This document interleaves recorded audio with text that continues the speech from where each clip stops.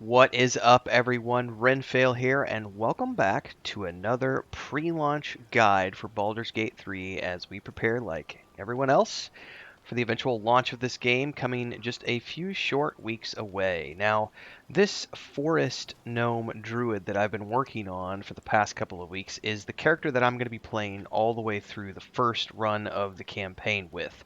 I have been testing this along with the sorcerer and the bard and some other stuff in the recent weeks leading up to the game, and I've been really loving everything I'm seeing about my druid character so far, and I can't wait to make this my first run and get through the entire game with him and see how far I can get this character in terms of the different spells and the way that I want to craft him out. So I'm definitely leaning more towards the spell crafting side of, doing support and DPS and stuff. But one of the coolest parts about the druid is, at least the druid that I've went with, is the wild shape.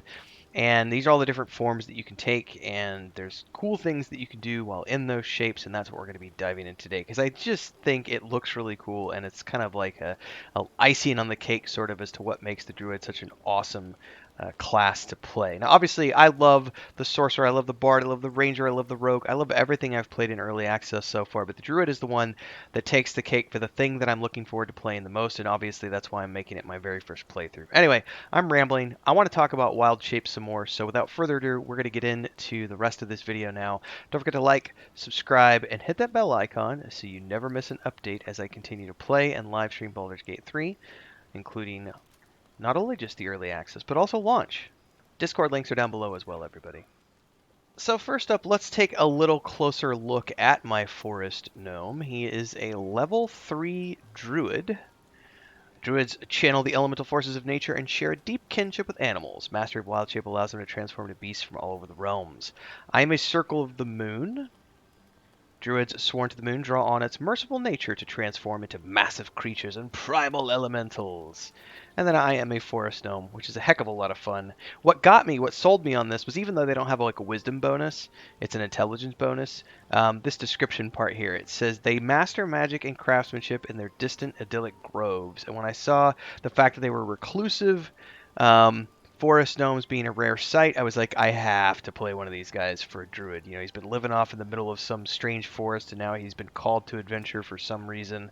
We're going to find out what that reason is. And then I took the folk hero background. Just a little bit of information for those of you who want to know more about the druid that I'm running with right now. And the spells down below, but none of these quite matter as much as actually looking at the various wild shapes. And I think for me, one of the coolest parts about this is looking at the actual VFX for when they shape change, and also the look of the various shapes that we can take. Now, I don't know if this is going to be a list that is expanded upon sometime after launch. We'll know more at the panel from hell that's, well, I don't know if this is going to air before or after the panel from hell, so I won't mention that. But as of this recording, which is what, I don't even know what day it is. It is the 5th of July. Make sure I get those times right. So bear in mind that's when I'm recording this. But let's take a look at the first one on the list here. We have the badger. It says, take the shape of a giant badger that can burrow into the ground. So that's the pre-generation, the pre-change animation, and you'll hover in that till you click. Boom! There is the badger form. Badgers get lunar mend. No, that's my spell for that. Expend spell slots to regain hit points while in wild shape. That's because of my circle. So I get claws here. Lash out with deadly claws and possibly push the target back. So it's got a push back, and then it has a bite. So it also has burrow. Burrow into the ground and emerge at the target position, possibly knocking nearby enemies prone, which is a really cool ability. So that is the badger. Also, it's just massive, and it looks really cool to run around as a badger. Honey badger don't give a shit. Although technically this isn't a honey badger. Alright, let's dismiss that and take a look at the next one, which is going to be the spider. I never use the spider because they scare me to death. I don't like spiders, everybody. And they did a really good job with these spiders. Look at that thing. That is just nasty. Nasty looking critter. So it has a venomous bite, a possibility to poison the target. You also get web. Expel a thick, flammable webbing that slows creatures within and possibly enwebs them. Gross. So gross. Just think it's so cool, man. And he shakes his head when he comes out of it. He's kind of all woozy, like, oof, what just happened? That was rough. Oh, I have to probably do a long rest to get... Well, I could do it on a short rest. It's all good. Let's take a look at the web. Let's look at the wolf now. Dire wolf can incite allies and imperil enemies.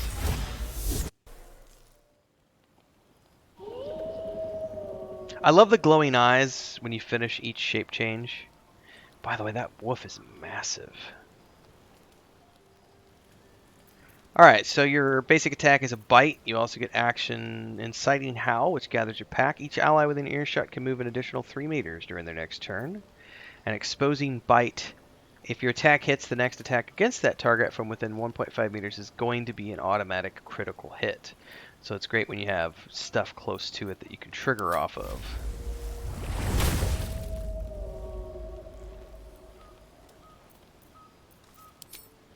Alright, then we can take a look at the kitty cat. Meow. Also a big cat. We get claws, which do 3 damage. We also get meow. Attracts the attention of nearby creatures to draw them closer to you, which is great for distractions.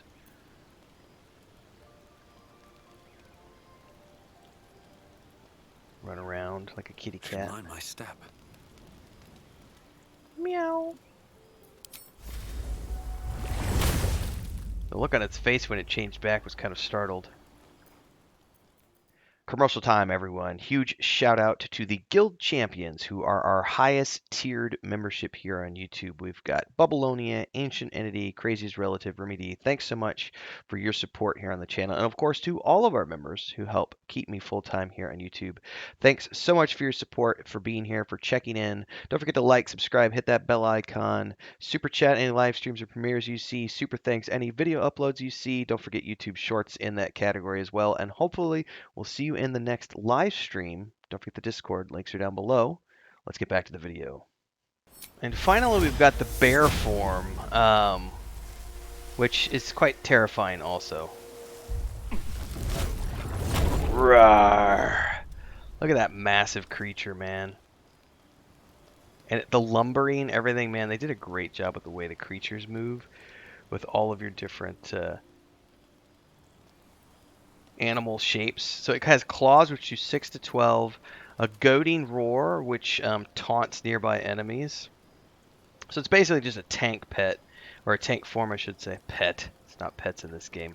So I think for me, looking at all of the different things you can do when you are shape changing, it just sort of depends on what you want to do. Some of these are going to be really good for combat scenarios, whereas other ones are much more beneficial in sort of sneaking around, like the cat. You know, it can distract enemies so that you can sneak by with another character somewhere else. So it's going to be an interesting thing to see how I meld the wild shape into my personal gameplay, because traditionally I've been playing this character up through the ranks and just doing spells and stuff, but there have been some situational times when I've needed to switch over into wild shape for various reasons, and it's been a great boon to have that, and I think it's just a really cool aspect of the Druid that makes it totally worth playing.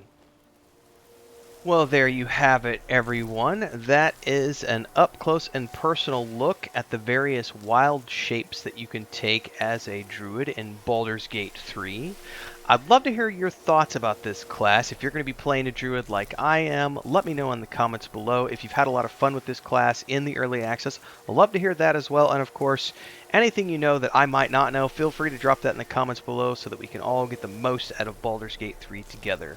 With that being said, thanks so much for your time today, everybody. Don't forget to like, subscribe, and hit the bell icon, and I'll see everybody in the next video. Don't forget links to Discord are down below.